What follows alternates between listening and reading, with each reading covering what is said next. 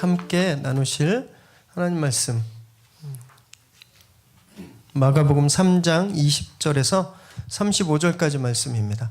저하고 여러분이 한 절씩 교대로 읽으시겠습니다. 집에 들어가시니 무리가 다시 모임으로 식사할 겨를도 없는지라.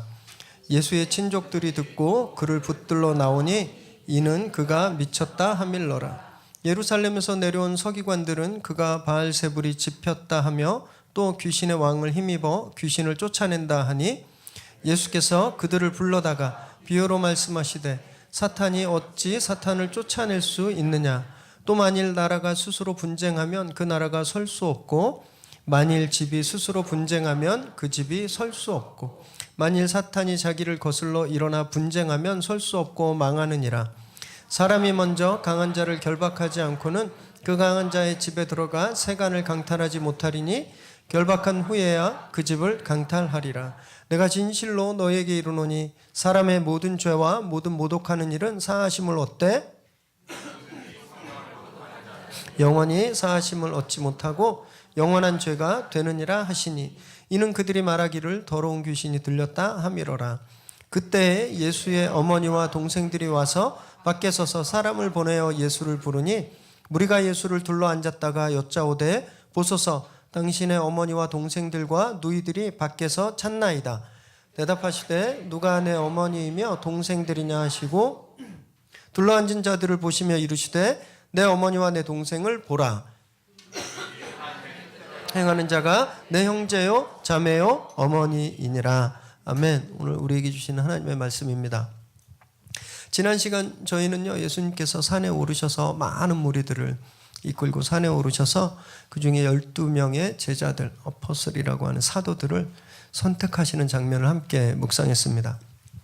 그렇게 제자들을 세우신 이유는 주님이 이제 좀 힘드셔서 또는 제자들에게 좀 어떤 맡겨야 될 위대하고 거창한 일들이 있으셔서 그들을 부르신 것이 아니었어요. 주님은 그들과 친밀한 교제를 나누기 원하셨습니다. 그들과 함께 있기 위해서 그들을 불렀어요. 그것이 부르심의 목적이다. 살펴보았는데 그 동일한 부르심의 목적이 이 자리에 있는 저희에게도 있는 겁니다.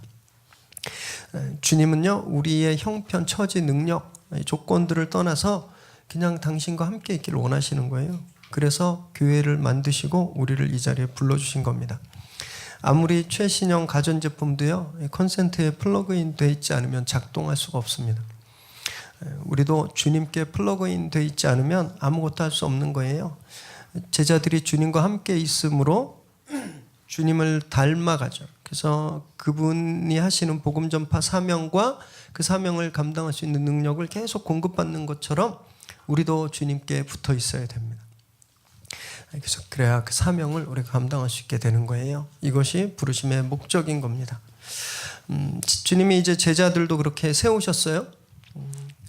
그러면서 주님의 사역이 이제 공생의 사역이 초반을 지나면서 이렇게 건축물처럼 작품처럼 틀을 갖춰가기 시작했습니다. 그런데 문제가 생겼어요. 예수님이 누구이신지, 어떤 말씀을 하시는지, 당신이 오신 목적이 무엇인지 이것이 알려지면 알려질수록 사람들 사이에 양극화 현상이 막 더 심하게 이루어진 거예요. 주님을 환영하는 사람들이 막 늘어나는 만큼 어떻게 해서든지 흠잡고 모함하고 주님을 부정하는 사람들의 이런 의지도 아주 거세지게 됩니다. 20절 말씀을 함께 읽습니다. 시작. 집에 들어가시니 무리가 다시 모임으로 식사할 겨를도 없는지라. 이제 제자들을 산에서 그렇게 세우시고 집으로 들어가셨어요. 여기서 집은 어딜까요? 우리 집? 네. 갈릴리 사역의 본부로 사용되었던 가버나움에 있는 베드로의 집이라고 생각하시면 됩니다. 그리고 이제 오늘부터 5장까지 주님이 두 번째 갈릴리 사역을 시작하세요. 그런데 여기 보니까 사람들이 집 안에 가득 찬 거예요. 기억하시죠? 얼마 전에 나병 환자를 이렇게 침상에 들어 내릴 때도 사람들이 막 꽉 차서 꼼짝할 수 없었던 그 상황이 다시 일어난 거예요.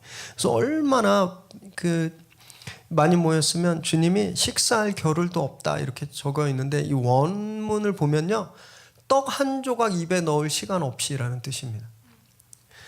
떡 한 조각 먹을 틈 없이 사람들이 너무 많아서 주님이 그들을 가르치고 치유하시고 그들과 교제하시느라고 정신이 없으셨던 거예요. 사람들이 완전히 빠져든 거예요.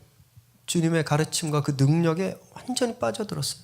그래서 그분의 은혜를 받기 위해서 사방에서, 지난주에 보셨죠? 동서남북에서 다 몰려든 거예요. 그런데 예수님의 가족들은 좀 다르셨어요. 21절 읽습니다. 시작. 예수의 친족들이 듣고 그를 붙들러 나오니 이는 그가 미쳤다 하밀러라. 예수님은 다른 사람들에게 방탄소년단 같은 인기를 얻었습니다. 막 몰려들었어요. 근데 정작 가족들한테는 근심거리였던 거예요. 근심거리. 왜냐하면 가족들이 어떤 소문을 들었는데 예수가 미쳤다라는 소문을 들은 거예요. 큰일 났죠. 예수님은 한 집안의 가장 이제 장남이에요. 가업을 잊지도 않았는데 청년이 되자마자 무슨 하나님 일 한다고 집을 뛰쳐나가서 막 하고 다니시더니 막 정신 나갔다 미쳤다 이런 소문이 막 집으로 들리니까 가족들이 큰일 난 거예요. 그래서 예수님을 강제로 데려가려고 마음을 먹습니다. 여기서 붙들러 나온이라는 말은, 이 붙들러라는 말은 체포하다라는 뜻을 갖고 있어요. 가서 집에 가자 그랬는데 말 안 들으면 어떻게 해요? 붙잡아서 끌고 내려가려고 이제 집에서 출발합니다. 가족들이 얼마나 당황했고 심각하게 생각했는지 알 수 있죠. 여기 보면요, 예수님과 피가 섞인 가족이라도 헛소문의 마음을 빼앗기니까 예수님이 누군지 모르는 거예요. 우리 예수님을 방해하는, 예수님의 사역을 가로막는 그 역할을 하게 되는 거예요. 남들은, 정말 생판 남들은 주님께서 베푸신 그 이적과 말씀을 듣고 그것을 들으려고 구름대처럼 모여들었는데, 가족들이 유언비어를 들으니까, 가짜 뉴스를 들으니까 전혀 다른 반응이 일어나고 있는 겁니다. 그래서 요즘은요, 특히 굉장히 잘 들으셔야 돼요. 진짜와 가짜를 잘 구별해야 됩니다. 신문도 아무 뉴스나 보시면 안 되겠더라고요. 카톡방 막 있으시죠? 카톡 막 오시잖아요. 그것도 아무 카톡이나 다 받으시면 안 돼요. 얼마나 많은 가짜 뉴스들이 카톡을 통해서, 유튜브를 통해서 날조되고 그렇게 계속 생산되고 있는지 몰라요? 성경에 나타난 하나님은 사랑의 하나님이십니다. 예수님은 우리를 위해서 다 주신 분이에요. 그런데 하나님을 저주하는 분으로, 예수님을 막 옹색하고 편협한 분으로 둔갑시켜서 막 순진한 성도님들을 막 미혹하는 세력들이 있습니다. 여기에 홀딱 넘어가면 예수님 가족처럼 되는 거예요. 예수님이 하시는 일을 보고 미쳤다고 생각하게 되는 거예요. 예수님 어머니 마리아는요, 예수님을 잉태할 때 천사를 통해서 이미 자신의 아들에 대한 예언을 받으셨거든요. 누가복음 1장 31절에서 33절을 보시면, 네가, 천사가 나타나서 마리아에게 이야기하는 거예요. 내가 이제 아들을 낳을 건데 이름을 예수라고 해라. 그가 가장 높은 자가 되고 하나님이 다윗 왕에게 주셨던 그 왕위를 주실 거고, 야곱의 집 이스라엘을 영원히 다스릴 왕이 될 것이다. 그 나라가 영원할 것이다. 이 천사한테 받은 말씀이에요. 잊어버릴 수 있겠습니까? 저의 어머니가 저를 낳으시고 어느 목사님께 데려와서 기도하시는데 제 얼굴에 빛이 착, 그때 마침 햇빛이 비쳤을 수도 있겠죠. 그러면서 그런 경험을 했다고 그걸 아직도 못 잊고 계세요. 근데 지금 그 정도가 아니라 제 얼굴에 빛나는 것 같아요. 네. 그 정도가 아니라 네 아들이 영원한 나라의 왕이 될 거야, 이것을 천사한테 받았는데 어떻게 이걸 잊어버릴 수 있겠어요? 자신의 아들이 특별한 존재가 될 거라는 그 예언을 받았음에도 불구하고 지금 그 아들이 미쳤다고 생각하는 거예요. 동생들은, 예수님의 동생들은 어땠을까요? 이들은요, 자기 형이고 오빠인 예수님을 비아냥거리기까지 했어요. 요한복음 7장 3절에서 5절에 보면 막 예수님께 이렇게 이야기하고 있는 거예요. 당신이 여기서 이러지 말고 밖에 나가서 딴 데 가서 하라고. 스스로 이렇게 여기서 하지 말고 사람들 있는 데서 큰 일을 행하라고. 믿지 않으니까 세상에 나가서 어디 한번 해봐, 이렇게 비웃고 있는 거예요, 예수의 동생들이. 여러분, 그래서 신앙은요 되게 외로운 거예요. 믿음은 되게 외로운 겁니다. 피부치마저 이해 못할 때가 있어요. 때로는 가족들이 가장 아프게 할 때가 있는 거예요. 그래서 가족들 중에 혼자 신앙생활 하시는 분들 있죠? 굉장히 대단하신 분들입니다. 그 비웃음과 모욕을 혼자 꿋꿋이 견디고 계시는 거예요. 소망을 가지시기 바랍니다. 우리 그 가족들이 아직 예수님을 모르기 때문에 그래요. 아직 예수님을 비웃고 비아냥거렸던 예수님의 동생들 중에 야고보라는 분이 있었는데, 이분이 나중에 초대교회 예루살렘 교회의 담임 목사가 돼요. 그래서 교회를 굳건케 하는 그런 리더가 되거든요. 그런 소망을 품으시면 되는 거예요. 지금 비록 나를 핍박하고 있지만 우리 엄마가, 우리 아빠가, 내 동생이, 형이 예수님 믿으면 하나님이 이분을 귀하게 쓰시겠구나. 그런 소망을 가지고 계속 기도하십시오. 그 영혼을 위해서 하나님께서 반드시 그 기도에 응답하실 줄 믿습니다. 22절 말씀 읽습니다. 시작. 예루살렘에서 내려온 서기관들은 그가 바알세불이 집혔다 하며 또 귀신의 왕을 힘입어 귀신을 쫓아낸다 하니, 예수님의 가족들이 야 큰일 났다, 니네 형 데리러 가자 이러고 막 이렇게 서둘러서 주님을 데리러 출발하는 사이, 그들이 가버나움 베드로의 집에 도착하기 전까지 요때 그 집에서 굉장히 심각한 일이 벌어지는 거예요. 서기관들이 예수님을 보면서 그 사람이 가득 찼다 그랬잖아요. 저 사람은 바울세불에 쓰였다. 그러니까 귀신 들렸다. 바울세불 들렸다. 그리고 귀신의 왕 사탄의 힘을 빌려서 귀신을 쫓아내는 거야. 이렇게 진단해 버린 겁니다. 이 한글 성경엔 바알세불로 돼 있고 그 아랫줄 영어에 보면 바알세불로 돼 있어요. 이게 똑같은 말인데 한글 성경은 헬라어 성경을 그대로 음역해서 온 거고, 영어 성경은 라틴어 그 성구를 가지고 온 거라 이렇게 다르게 되어 있지만 바알세불입니다. 원래 바알세불은요 집주인이라는 뜻을 가지고 있어요. 파리들의 왕이라는 뜻을 가지고 있습니다. 이게 좀 어떤 그 제사적인 의미를 가지고 있는데, 집주인이란 말은 제사 드리는 신전의 주인이라는 뜻이에요. 그리고 파리들의 왕에서 파리는 귀신을 낮춰 부르는 말입니다. 귀신놈들 이런 뜻이에요. 그래서 파리들의 왕은 이 귀신놈들의 왕 이런 뜻을 가지고 있거든요. 윌리엄 골딩이라는 분이 쓴 베스트셀러 있습니다. 파리대왕 보셨어요?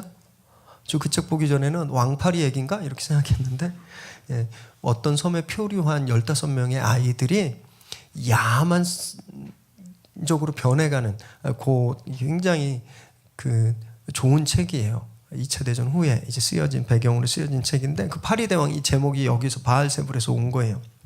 근데 어쨌든 이 사람들이 이렇게 예수님을 사탄으로 매도한 사람들이 예루살렘에서 내려왔다 이렇게 되어 있습니다. 예루살렘에서. 이 사람들이 어디서 온 게 왜 중요할까? 왜 예루살렘에서 왔다는 것이 무엇일까? 이것은요, 예루살렘에 유대 최고 의결기구가 있습니다. 산헤드린이라고 하는 공회. 여기에서 재판이 이루어지고, 나중에 예수님이 여기서 재판을 받아서 사형 선고를 당하고, 그리고 베드로, 바울, 야고보 사도들이 다 여기서 재판을 받고 순교를 당하기까지 하는 유대인들의 최고 의결기구예요. 이 산헤드린. 여기서 예루살렘은 그 공회를 말하는 겁니다. 산헤드린을 말해요. 여기에서 예수의 행적, 이 사람이 진짜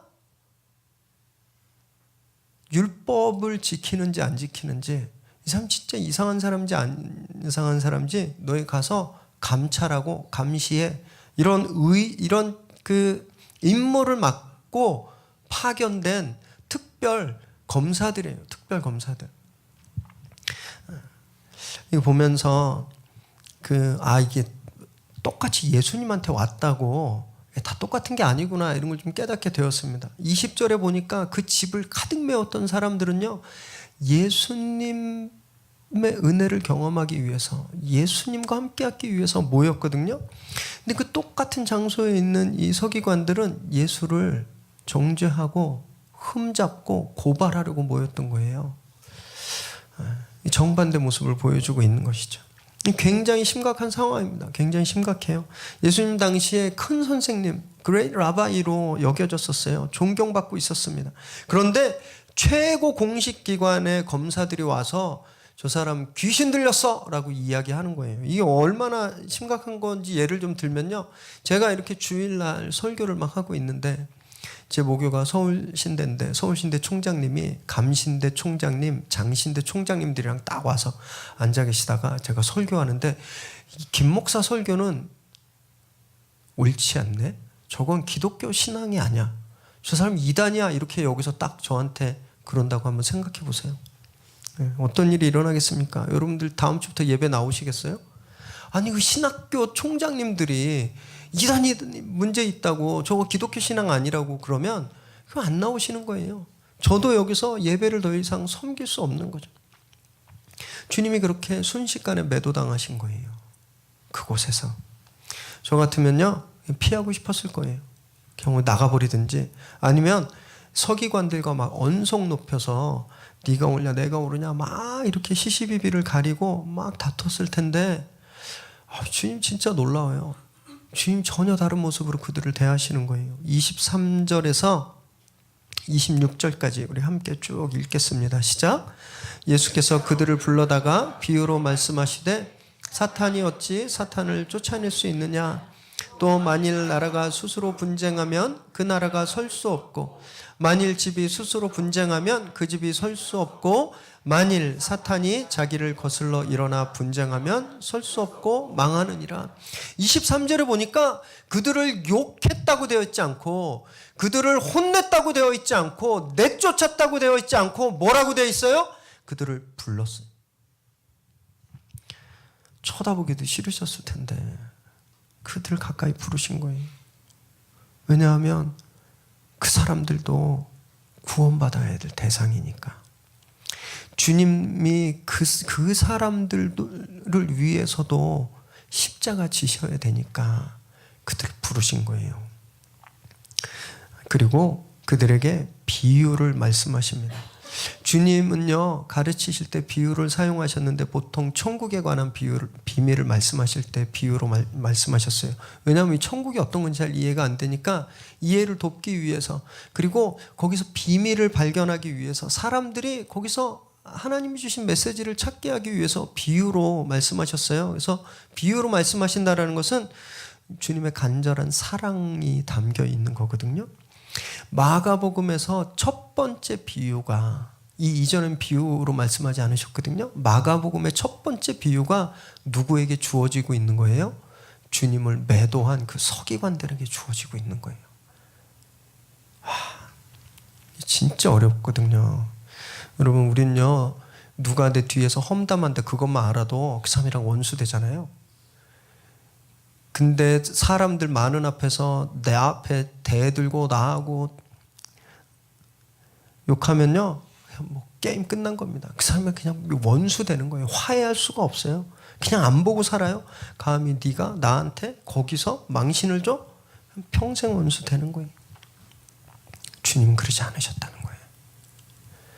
그들을 긍휼한 마음으로 대하셨어요.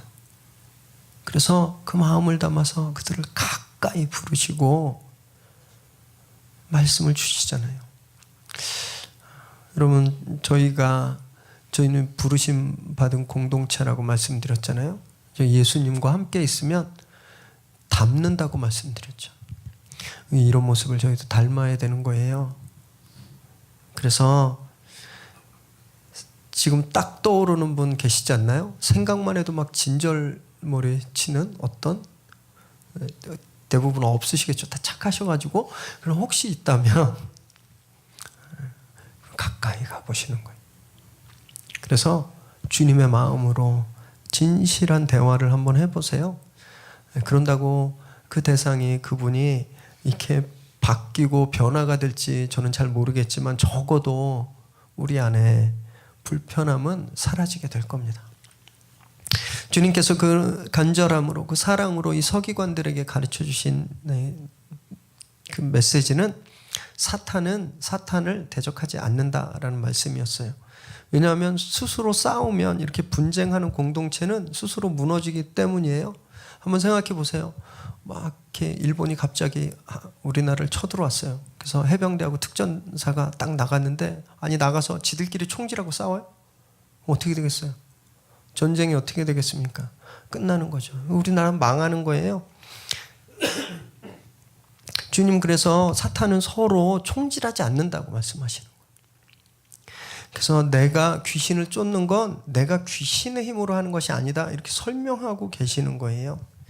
이 말씀은요, 저희에게 또 다른 중요한 메시지를 주고 계시는데, 사탄의 나라도 서로 대적하면 망하듯이 교회도 공동체 안에서 서로 대적하면 교회도 망한다라는 거예요. 저 지난주에 아시는 분이 수술을 하셔서 병원 신방을 간 적이 있었습니다. 근데 거기에 마침 그분의 어머니가 계셨어요. 그래서 연세가 좀 지긋한 권사님이셨는데 이렇게 대화하다 보니까 그분이 이렇게 구리에 있는 대형 교회를 이제 수십 년 다니셨던 분이세요. 근데 얼마 전에 교회를 옮기셨다고 이제 그 말씀을 하시는 거예요. 그 교회는요, 2012년에 원로 목사님과 후임 목사님과 갈등이 있어서 지금까지 6년이 지났는데 지금까지도 교회 분쟁이 끝나지 않았어요. 제가 볼 때 앞으로도 안 끝나요. 두 분 중에 한 분이 돌아가실 때까지. 근데 이 어머님이 뭐라 그러시냐면, 진짜 가슴 아픈 건 수십 년간 가족 같았던 성도들이 원수가 된 게 너무너무 가슴이 아프다라는 거예요.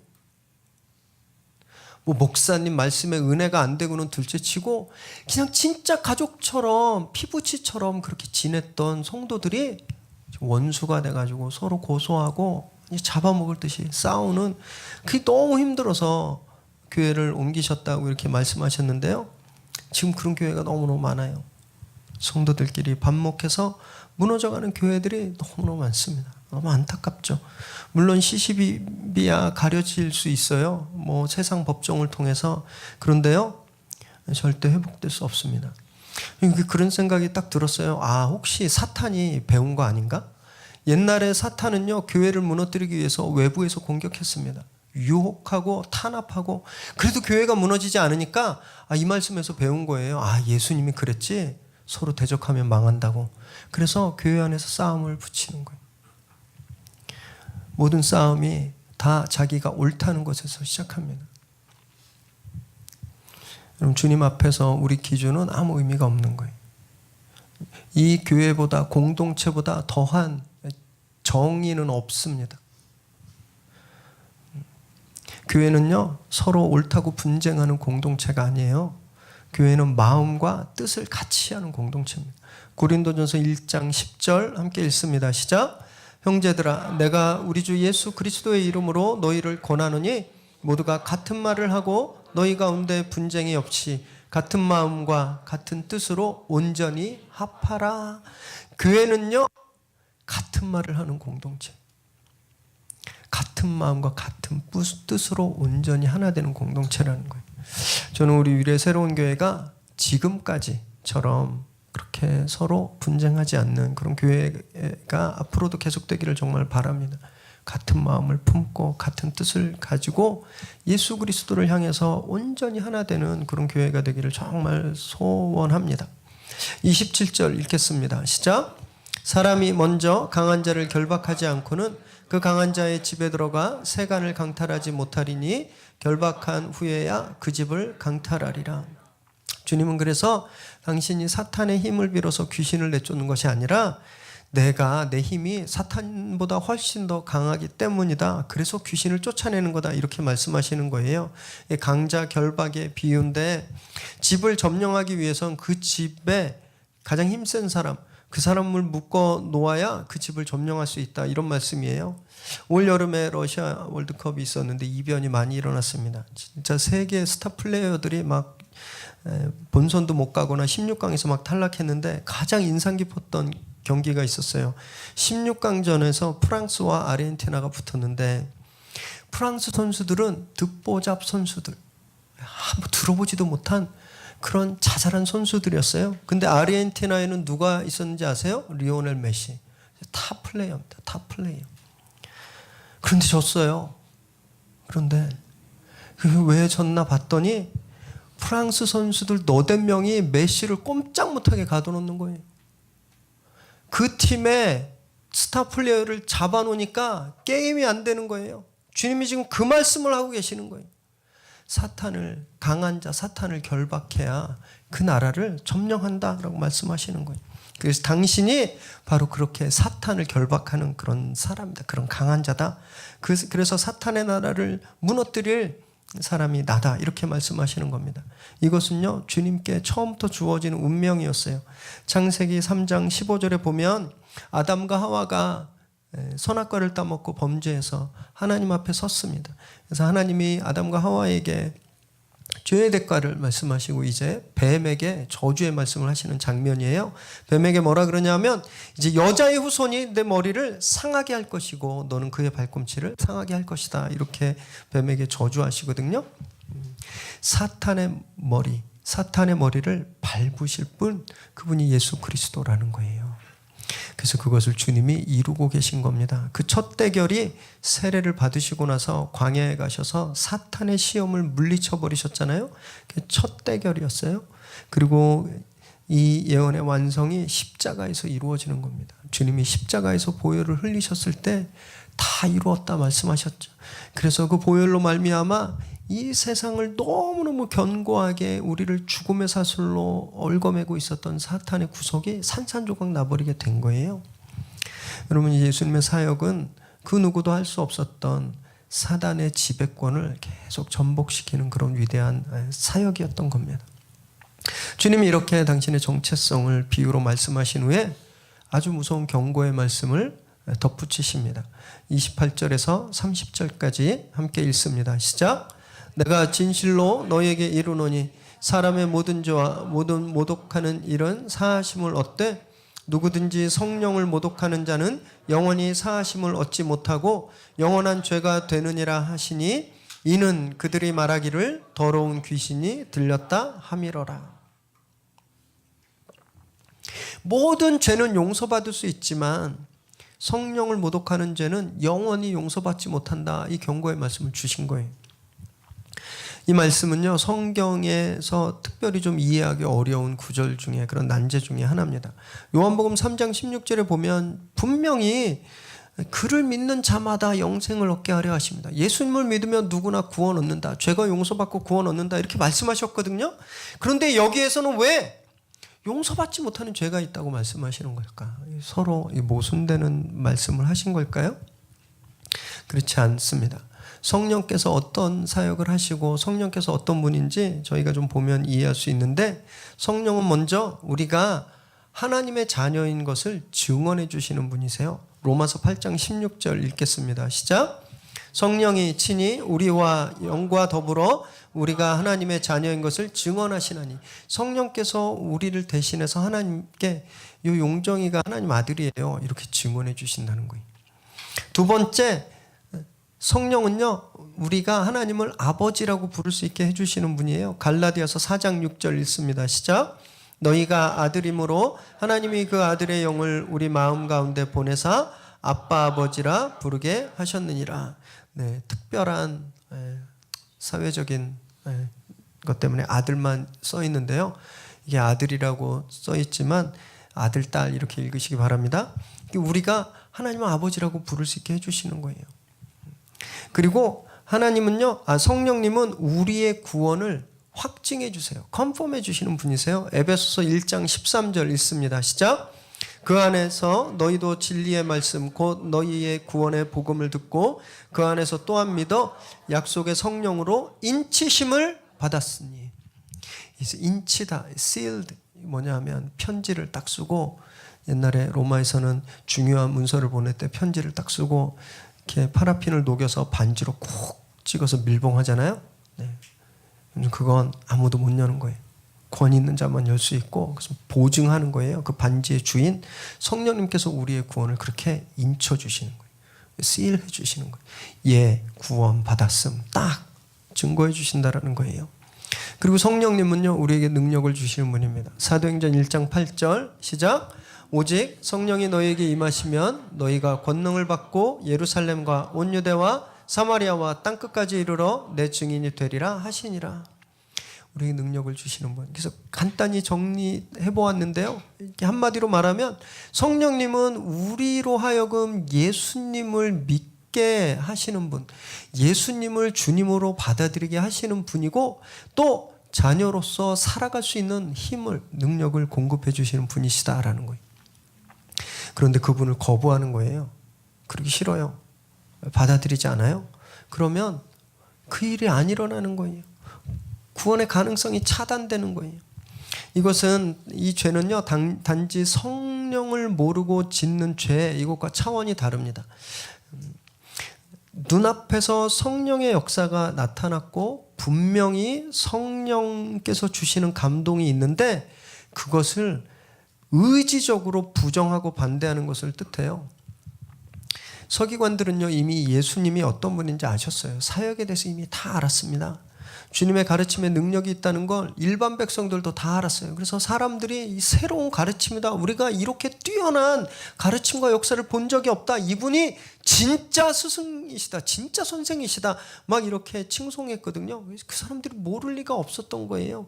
자기 눈으로 직접 보고 귀신을 쫓을 능력이 있는 것도 알았어요. 그런데 그들이 주님을 모욕한 거예요. 배척해버렸어요. 구원의 가능성이 완전히 닫아져 버린 거죠. 예수님은 세례를 받으실 때 성령께서 임하셔서 이미 성령을 소유하신 분인데 그 내주하신 성령님을 보고 마귀라고 이야기하는 거예요. 이것은 진짜 가능성이 없는 겁니다. 저희는 그래서 얼마나 감사한지 몰라요. 여기 계신 분들은 성령님을 거부하지 않으셨어요. 그래서 우리가 예배에 나와서 주님을 찬양하고 예배하는 거잖아요. 또 우리의 어리석음과 죄를 날마다 용서해 주시니까 얼마나 큰 은혜겠어요. 여러분 그래서 예배에 나오실 때 이 성령님한테 마음을 좀 적극적으로 여시기 바랍니다. 저희 교회가 다 좋은데 특히 더 좋은 건 이렇게 그 찬양이 너무 좋아요. 그래서 찬양하실 때 가사만 이렇게 눈으로 보고 이렇게 입만 뻐끔거리지 마시고 진짜 영혼으로 한번 불러보세요.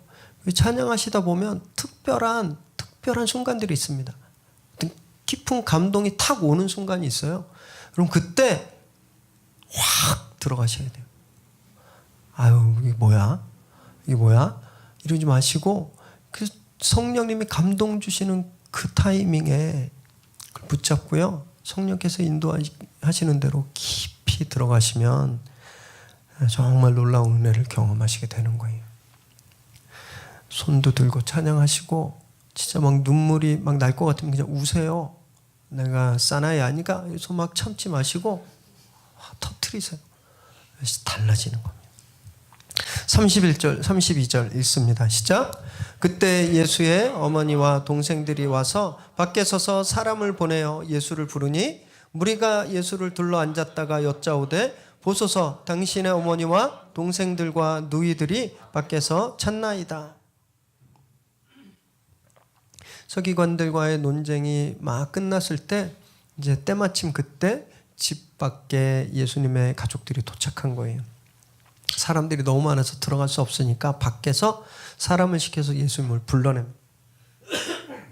그래서 둘러앉은 무리들이 밖에 지금 가족들이 와 있다고 주님께 말씀드려요. 근데 이 둘러앉은 무리들이 마태복음의 평행 구절에 보면 제자들이라고 나왔어요.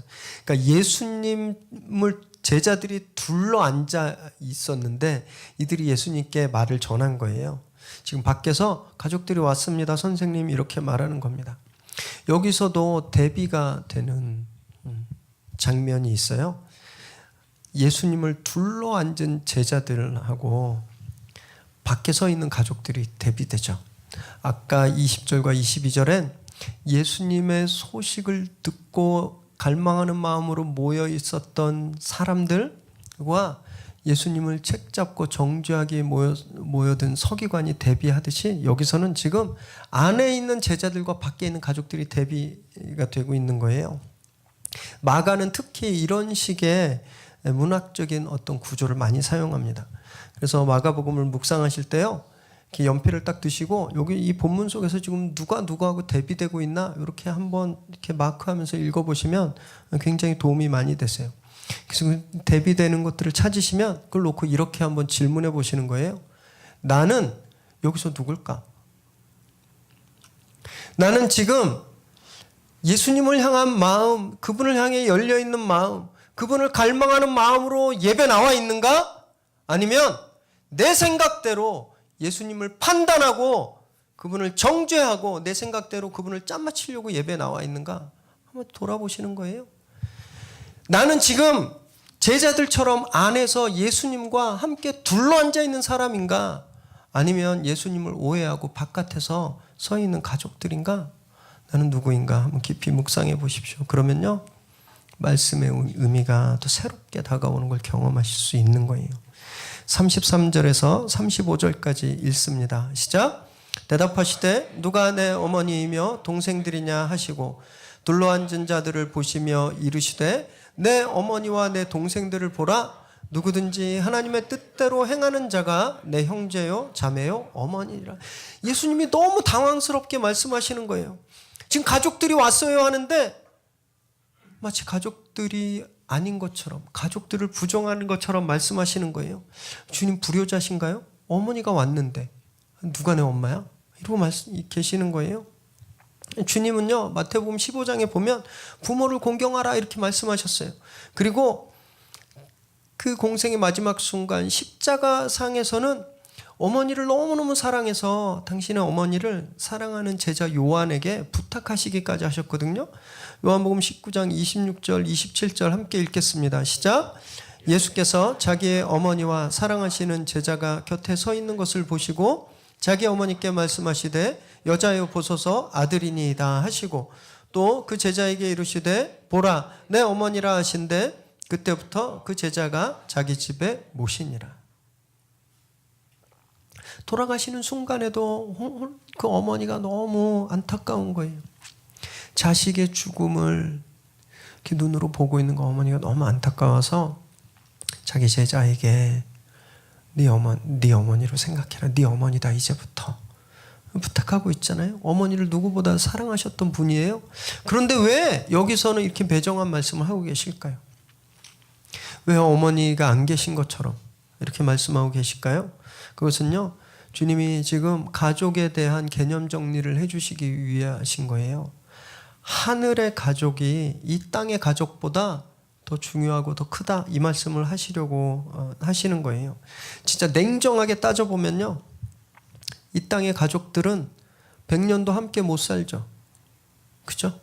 100년도 함께 못 살아요. 그런데 하늘나라의 가족은요, 영원히 함께 있는 거예요. 영원히. 비교될 수가 없는 겁니다. 물론 이 땅의 가족들과 함께 천국에서 하늘나라 가족으로 영원히 살면 더할 나위 없이 좋지만 주님은 여기서 굉장히 분명하게 가족의 우선순위를 말씀하고 계시는 거예요. 그래서 당신과 둘러앉은 제자들을 한 명 한 명 눈으로 쳐다보시고 얘네들이 내 형제고 내 어머니고 내 자매다라고 말씀하시는 거예요. 그러면서 하나님의 나라, 그 하늘 가족이 되는 조건은 하나님의 뜻대로 행하는 것이다 이렇게 말씀하고 계세요.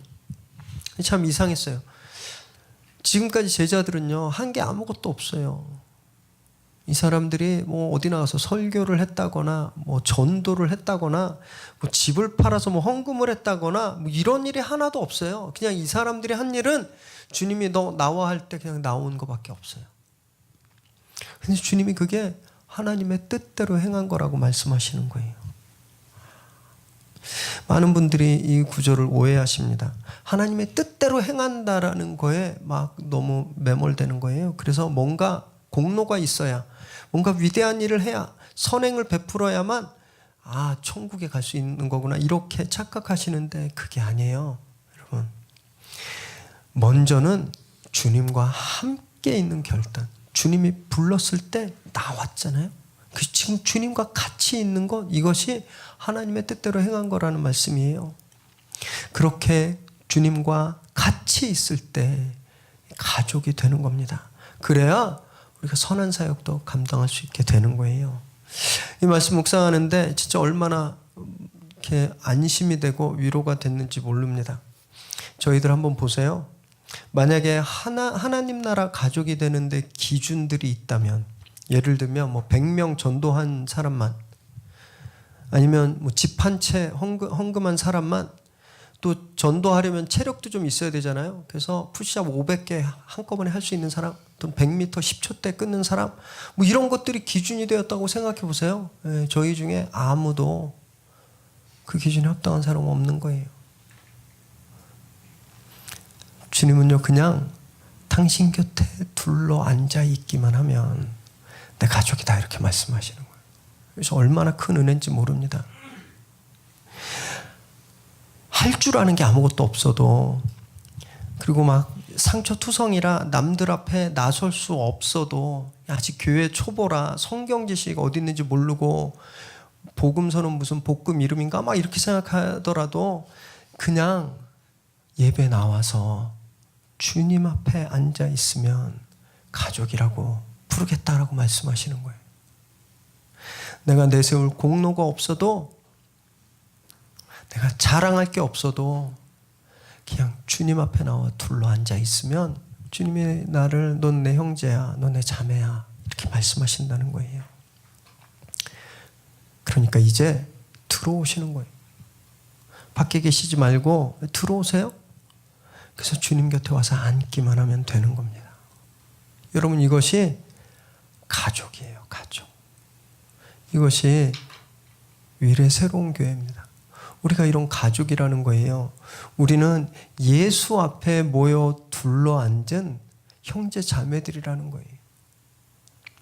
다른 것 앞에 둘러앉지 마시기 바랍니다. 내가 가지고 있는 건 내 경험, 내 지식, 내 경력, 그 앞에 둘러앉으시면 안 돼요. 예수님 앞에 나와서 앉으셔야 되는 거예요. 그래서 그렇게 가족이 되셨으면, 아직 밖에 있는 가족들 있잖아요. 아직 하늘 가족이 되지 못한 이 땅의 가족들 있죠? 친구들 있죠? 그들을 초대해야 되는 겁니다. 그래서 우리와 같이 예수님 앞에 둘러 앉을 때 경험하는 그 기쁨과 은혜를 그들도 경험할 수 있게 해야 되는 거예요. 그래서 더 풍성한 기쁨을 누리는 것, 이것이 하나님의 뜻대로 행하는 것이고 하늘나라의 가족이라는 겁니다. 오늘 그 가족됨을 회복하시길 바랍니다. 여러분, 오늘 다른 것들 가지고 나오셨다면 다 내려놓으시고요, 오직 주님 앞에 앉기만을 소원하세요. 주님이 우리의 눈을 마주치실 거예요. 네가 내 형제구나, 네가 내 자매구나. 그때 회복하는 거예요. 여러분, 그때 우리가 살 수 있는 겁니다. 오늘 그렇게 하늘가족의 은혜와 기쁨을 마음껏 누리시는 저와 여러분 되시기를 주님의 이름으로 축원합니다. 기도하겠습니다.